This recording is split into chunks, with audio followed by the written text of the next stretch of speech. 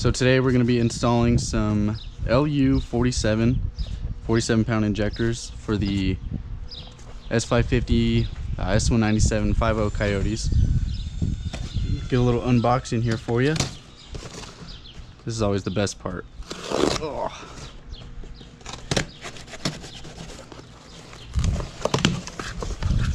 Ooh, bingo. Alrighty, let's get these bad boys opened up. You know the deal. Oh. Always got the tools handy. Alrighty guys, so for this fuel injector install, the tools I would recommend you using is a good size, not a good size, but a good 3/8 drive. 15mm if you have the strut tower brace. 10mm, 6-inch extension, and a 10mm ratchet for the battery. And last but not least, an electric drive, just because it makes things super quick, super easy. All right, should do it. And there they are.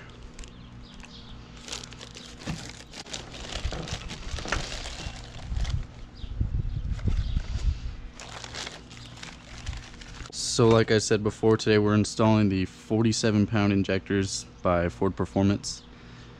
Personally, I'm going to be running these just so I can run E85 on my car again. Any of you guys that are thinking about going E85, you do not need these if you are stock manifold. You could just go with a straight Lund E85 tuner, just your local tuner, get an E85 tune and be good. But for those of you with stock manifold that are thinking of going E85, I would definitely recommend going up to 47-pound injectors, because then you do have the room to play with and you're not maxing out your factory equipment. That being said, 47-pound injectors are fairly cheap. If you're going to spend the money on a tune for E85, you might as well go ahead and get the injectors. Alright, so before I can get to the fuel rails, I'm going to have to remove my strut tower brace. And for that, it's going to be 15. Got 2 of them on each side.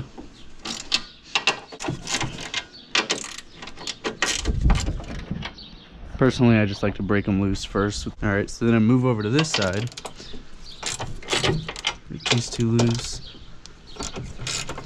And this is kind of just an extra step because I do know a lot of people do not run strut tower braces.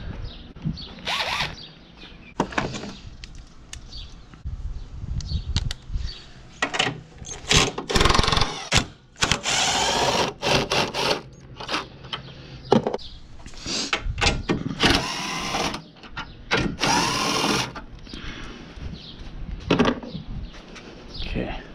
Right. So with the positive battery terminal removed, and go ahead and lower this out. Bingo. Next step, you're going to want to remove these 2 bolts, this one and this one. That way you can get this line out of the way. And those 2 are 10 mils.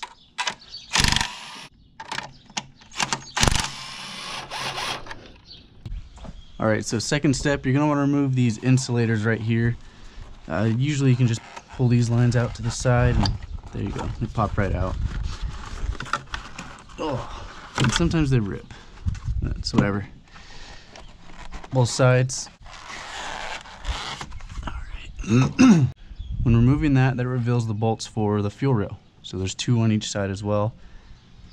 So before you unbolt your fuel rail, you'll want to disconnect the main fuel line right here on the driver's side.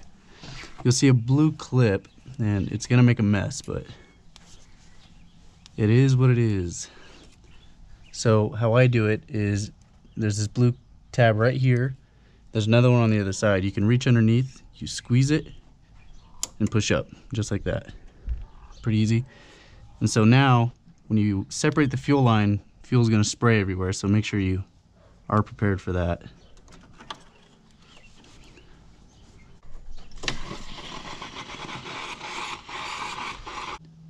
And I do know a lot of people just like to unplug the fuel pump, and that way they can just run it until the car dies, but I don't know, that just seems like a pain in the ass when I could just do this. And just like that, it's unplugged. And there's still going to be fuel in this rail, so don't think that it's empty when you pull it out and you see fuel going everywhere. Don't be surprised. Same with this one.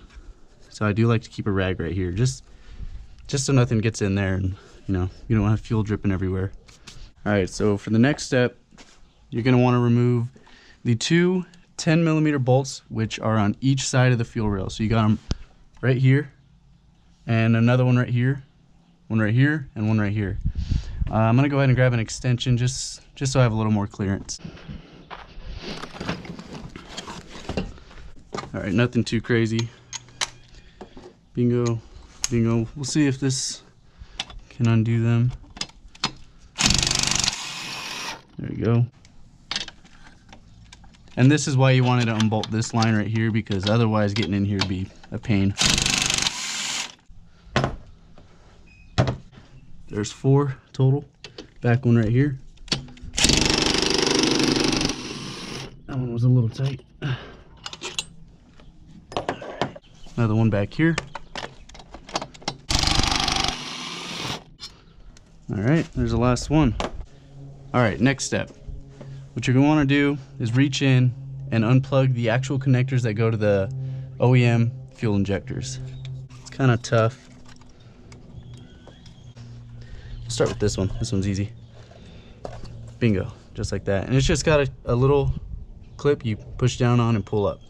All right, so when you find a connector being stubborn, you can always just grab a flathead, or in this case, I've got a trim puller, and get in there, wedge it on the actual connection part that you press to disengage the connection. Press it and pull up. Same thing with this one. Press it and pull up. And don't press too hard, just because you can break them, but you get the first one and you get that right touch and they all follow, just like that. Let's press it, pull up. Alrighty.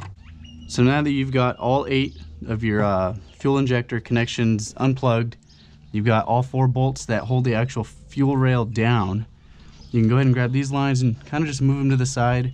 Don't put too much pressure on them, just because they've got plastic ends, and you don't want to break one of those. So what I do is, I grab right here on this bend and I kind of just pull up on the first one. Well, that was a little hard, but it came out. Same on the other side. Get a good grip on it. Just pull up. Sometimes it just gets away from you, but nonetheless. So now, unclip that. Now the fun part of maneuvering it out of the way. Get this line to go under. Lift up on the back. Pull forward.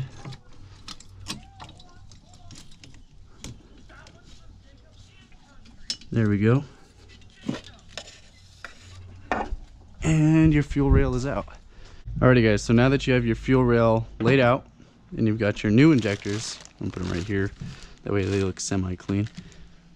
So my advice when doing this is don't disassemble the whole rail. I mean, I know it's only 8 clips that hold the injectors in, but it's better if you just, pop one off, put one in, put it back together. That way you have something to go off on all the other ones, just if it's your first time. So when removing the actual injectors from the rail, what you want to do is you grab this clip and you pull it over, and then you grab the other side and pull back on it, and it comes off. Then you pull out, and there's your old injector. Alright, so to reinstall the new 47-pound injector, extremely simple. All you do is put it on, get a little bit of pressure on it, and it's in. Alrighty, so these just go back on the same way they came off. They've got their little guidelines they follow on the injector body themselves. Push it and it clamps on, just like that.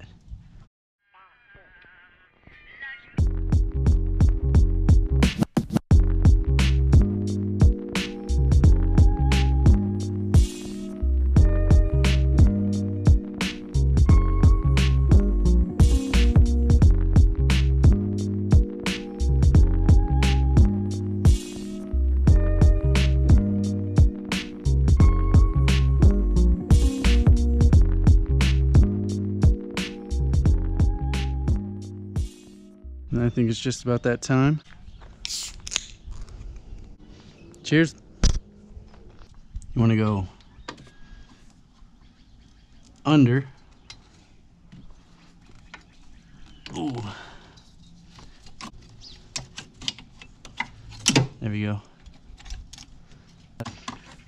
thing under. Just gotta be careful. Get this out of the way. There we go. All right. That was a little harder than it should have been. All right. So once your injectors are all lined up, double check on both sides that they're in. All right, so they're all in, all in. What you want to do is put some pressure down on them. Boom, and they pop in on one side. Same thing on the other side. Make sure they're all lined up, and you'll feel them seat just like that. You want to make sure you feel them seat, otherwise you're going to go to turn the car on when everything's connected and fuel's going to go everywhere. So I can't stress that enough. Make sure the injector O-rings seat themselves. All right. So next, you can go ahead and reconnect the main fuel line that goes to the fuel rail. Get it over, make sure it seats, you'll feel it, and click down. Just like that, that's connected. And you want to go ahead and feed that back there. You can pull this back, get this insulator on.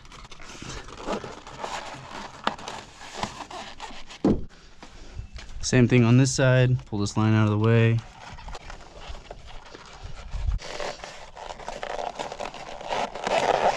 There you go. So then, you want to go ahead and put these bolts back, just drop them right in. Same on the other side. Drop them right in. And before you get the impact on them, my advice, grab the extension with the socket on it. Just get the thread started first. That is the last thing you want, is a cross-threaded bolt. Start it on this side. Then you're safe to put this on. And don't go too crazy. Just quick little zap. I don't need to be crazy tight, just tight enough to hold the fuel rails in.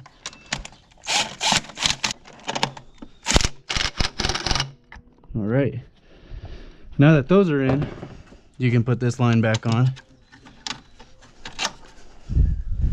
Grab those two bolts.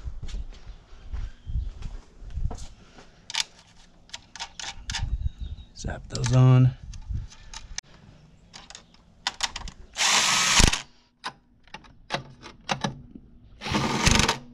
All right. So I'm gonna do, make sure the key's in the car. There's that.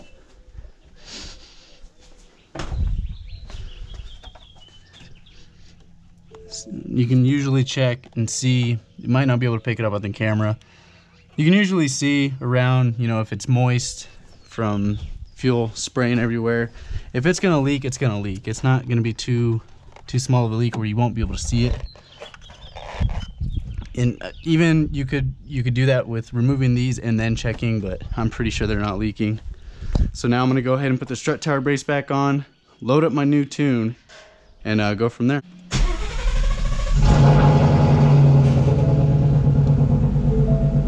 See, go ahead and check everything, make sure we're running good. Go ahead and make sure that you're not leaking any fuel. Everything's running good. All right. So from here, what we're gonna do is I'm gonna take the car, I'm gonna drive it to the gas station. By then I'll be on, you know, complete empty. You can see right there that it's pretty close to empty. We're gonna get there and I'll fill up with full E85 and then I'll be able to load the flex fuel tune.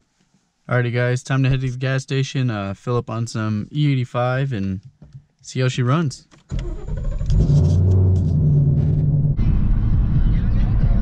Alright guys, we're almost there. We're on the home stretch right now. I'm gonna act like I'm not shitting bricks right now, but we're really cutting it close. I really do not know how this car is still running. I think this is running on pretty much just fumes. So yeah. All right, guys, I think we made it. Oh, come on, hurry up, hurry up, hurry up, hurry up, hurry up. At this point, if I were to run out, I'm just gonna push the car because we're pretty much right in the same lot.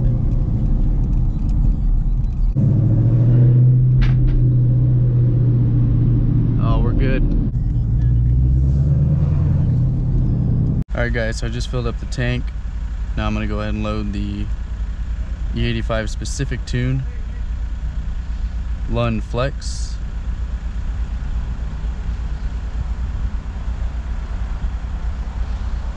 Flash this tune and give that a couple minutes.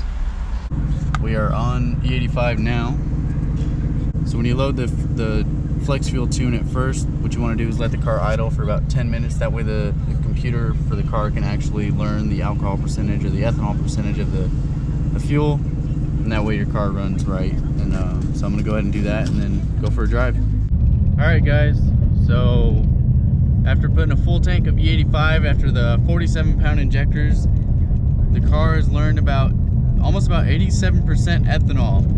So the E85 that we've got here, you know, in southern Arizona is actually pretty good. It keeps going up. It'll probably get to about 89% ethanol. That's what it used to read when I was on flex fuel a while back. So now that it's about 89%, I'm gonna go ahead and rip into it and see how it feels. Second gear roll, about 35 miles an hour.